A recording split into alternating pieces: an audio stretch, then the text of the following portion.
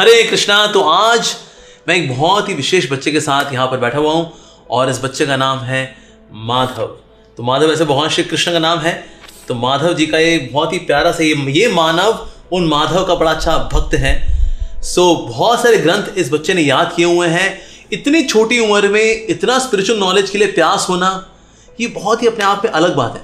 आजकल के बच्चे देखे नाम, अरे बाबा, वैसे बोला जाता था बच्चे मन के सच्चे, लेकिन आजकल के बच्चे नहीं रहे इतने सच्चे, बल्कि पूरे हैं कच्चे। लेकिन ये बच्चा जो है कुछ खास है। तो आइए जानते हैं माधव के बारे में माधव से ही। माधव, आपका हार्दिक स्वागत है इस इंटरव्यू में। तो आपने कितने शास्त्र याद कर लिए, उनके शास्त्रों के कुछ नाम बताइए जो कि आपने पढ़ लिए हैं, आपको पूरा समझ में आ गया है। तो उन शास्त्रों के नाम तो बताइए सबको। मैं 8 वर्ष का हूँ और मुझे 8 ग्रंथ याद हैं। उनका नाम क्या है? श्रीमद् भगवद गीता, भागवतम, चैतन्य चरितामृत, चाणक्य नीति, ईशोपनिषद, उपदेशामृत, ब्रह्म संहिता, पद्म पुराण। ये 8 के साथ इनकी है 60 गांठ। अरे बाबा, ये मतलब इसके लिए इंस्पिरेशन कैसे आई आपको? क्योंकि बच्चे आपकी उम्र के बच्चे होते हैं, नेटफ्लिक्स से पिक्चरें देख रहे होते हैं, गाना बजाना देख रहे होते हैं, लड़कों के साथ घूम रहे होते हैं, गुलेल से बेर तोड़ रहे होते हैं। लेकिन आपने इस उम्र में ये ग्रंथ पढ़ना सोचा कैसे? क्योंकि आजकल लोग पढ़ाई लिखाई कुछ करते नहीं है। ये तो अपने स्कूल की पढ़ाई नहीं करते, ग्रंथ तो दूर की बात। आप स्कूल की पढ़ाई भी कर लेते हो और ये ग्रंथ वाली पढ़ाई भी कर लेते हो। ये इसके लिए आपको प्रेरणा कैसे आई? जब मैं लॉकडाउन में था, 5 वर्ष का था मैं उस समय, तो मेरे फादर ने कहा मेरे से कि मनुष्य जन्म पाइया, राधा कृष्ण ना भजिया, जानिया सुनिया विष खाइनु। मनुष्य जन्म मिला है और तुमने राधा कृष्ण का भजन नहीं किया, जानिया सुनिया विष खानियो, जानबूझकर विष खाने के बराबर है। तो फिर मैंने एक श्लोक याद किया और जब अपने वैष्णव स्वामी महाराज को सुनाया श्लोक, तो महाराज ने कहा तो इस पे और ध्यान दो और तुम और सारे श्लोकास करो। तो तब मैंने एक दिन में 50 श्लोका याद करके आज 2000 श्लोका याद कर लिए हैं। और प्रभु जी की कृपा से और प्रभुपाद जी की कृपा से मैं इतने श्लोक याद कर पाया। वाह, मेरी कृपा से तो ये श्लोक याद नहीं किए होंगे, बिकॉज मेरे को भी इतने श्लोक याद नहीं है। तो इसलिए मेरी कृपा से तो हरगिज नहीं है, पर निश्चित रूप से भगवान की तो बहुत ढेर सारी कृपा है माधव के ऊपर। भगवान श्री राधा माधव जी ने माधव के ऊपर कृपा की, तो इतने सारे इनको श्लोक याद है। आपकी पसंद के टॉप 3 श्लोकास बताइए और उसकी ट्रांसलेशन बताइए, और आपको वो क्यों पसंद, थोड़ा ये बताइए। क्योंकि मेरे को ये श्लोका श्रीमद् भागवतम के प्रथम स्कंद के प्रथम अध्याय के 3य श्लोक है। निगम कल्पतरुर्गलितं फलं शुकमुखादमृत द्रव्यसंयुतं पिबत भागवतं रसमालयं मुहुरहो रसिका भुवि बाबुका। निगम कल्पतरुर्गलितं फलम। निगम ये वैदिक साहित्य, निगम कल्पतरु वृक्ष के समान, निगम कल्पतरुर गलितं फलम, गलिता पका हुआ फल है, गलितं फलम, शुकु मुखाद अमृत द्रव्य सहितम। ये सुखदेव गोस्वामी के मुख से निकला है, तो ये अमृत से भी बढ़कर हो चुका है, अमृत द्रव्य सहितम पिबत भागवतम रसमालयम मुहुरहो रसिका भुवि बाबुका। जो भी इस भागवत के रस का पान करता है, इसका जो पान करता है, पिबत भागवतम रसमालयम मुहुरहो रसिका भुवि बाबुका, वह इस संसार से, इस भौतिक जगत से और इस सृष्टि से पार हो जाता है और भगवान के धाम चला जाता है। दूसरा श्लोक मेरा फेवरेट है, श्रीमद् भागवतम के 4th स्कंद के 31वें अध्याय के 14वां श्लोक। यथा तरो मूलनिषेचनेन तृप्तति तस्कंदभजो पशाखा प्राणोपहाराच्छतेन्द्रियाणां तथैव सर्वाणमुच्यते ज। यथा तरो मूलनिषेचनेन, जिस प्रकार हम वृक्ष के मूल में जल देते हैं, यथा तरो मूल निषेचनेन तृप्तति तस्कंद भजो शाखा, तो उसकी हर शाखा और हर पत्तियों तक पानी पहुंच जाता है। प्राणोपहाराच्छतेन्द्रियाणां, उसी प्रकार यदि हम अपने उदर में भोजन डालते हैं तो हमारी सारी इंद्रियां तुष्ट हो जाती है। प्राणोपहारच्यते इंद्रियाणां तथैव सर्वाहारमुच्यते। यदि आप भगवान अच्युत को प्रसन्न कर लेंगे, भगवान कृष्ण उन परम पुरुषोत्तर भगवान को प्रसन्न कर लेंगे, तो ये जो सारे देवता है वो अपने आप ही प्रसन्न हो जाएंगे। उसी प्रकार एक और श्लोक आता है, वो है भागवतम का लास्ट श्लोक ऑफ श्रीमद् भागवतम। अरे वाह। नाम संकीर्तन व्यस्य सर्व पाप प्रणाशनम प्रणामो दुख शब्दस्त्वं नमामि हरि परम।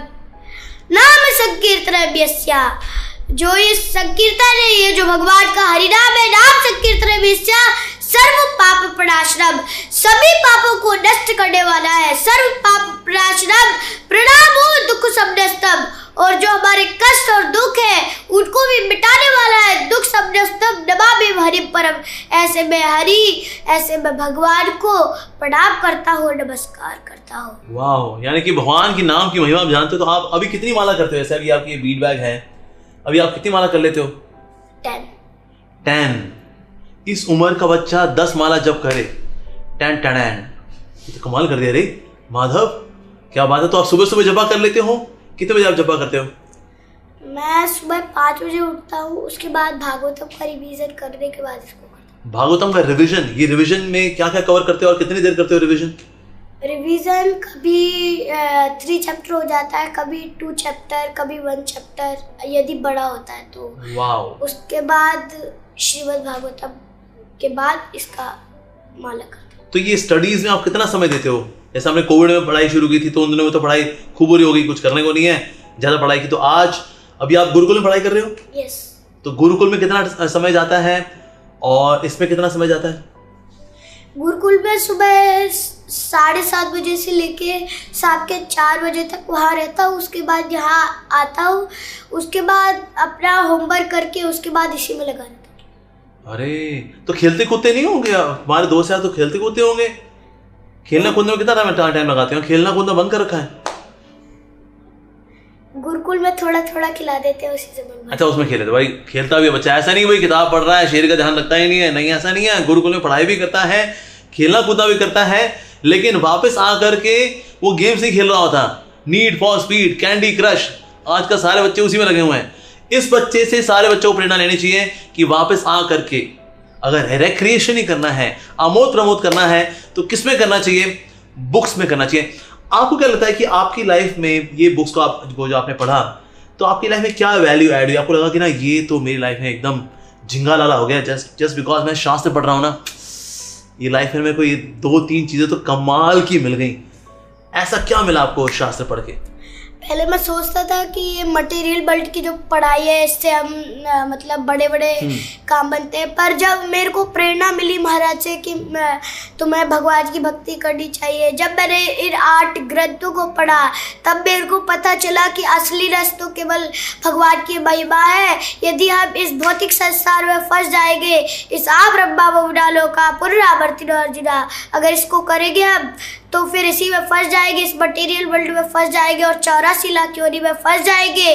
और इससे फंसने से अच्छा क्यों ना हम भगवान की भक्ति करके भगवान के लोग जाए और इस संसार में क्यों बिताएं, क्योंकि कलयुग तो अभी तो कुछ नहीं है। कलयुग पर जब घोर कलयुग आएगा तब हम क्या करेंगे? तब हम इस संसार में तड़पेंगे, क्या होगा हमारा?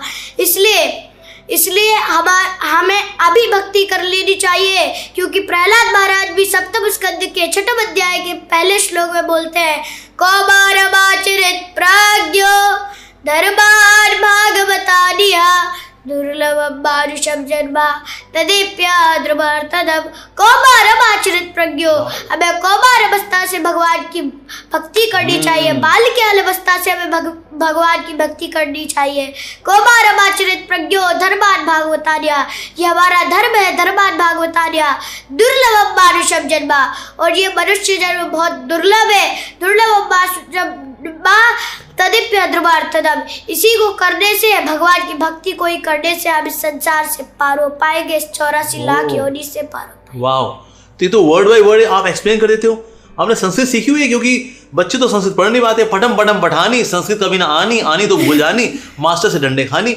तो हम तो संस्कृत जानते नहीं भैया जी। तो आपने इतनी छोटी उम्र में क्या आपने संस्कृत ही सीख लिया क्या? यहाँ से अभी श्लोक याद किए हैं, संस्कृत आप धीरे धीरे करके सीखोगे? क्या क्या क्या माजरा है सारा है संस्कृत का? ये प्रभुपाद जी की बुक्स है, उसमें संस्कृत लिखी रहती है, उससे सीखता हूँ। उसी से सीख लिए? मतलब श्लोक पढ़ते पढ़ते संस्कृत ही सीख लिया साथ साथ में? मतलब ये तो कमाल की बात है भाई, कि शब्दों को अलग अलग करके समझाना। बच्चे को होता है एक बार याद करते हैं, फिर बढ़ाम बुड़ूम बढ़च करके जो है ट्रांसलेशन बताते हैं, पर ये तो तोड़ तोड़ करके शब्दों को एक्सप्लेन करते हैं। दैट्स रियली प्रेज वर्दी। तो आप क्या संदेश देना चाहेंगे? अब जो बच्चे हैं ये तो फेसबुक पे लगे हुए हैं, फेस के आगे बुक अब रही नहीं इनकी, तो आप मतलब कोई टिप देना चाहेंगे कि आप ऐसा करो तो आप भी ऐसा करना शुरू कर सकते हो? तो शुरू करने के लिए जो आपने किया उसके लिए कोई टिप देना चाहेंगे आजकल के बच्चों को?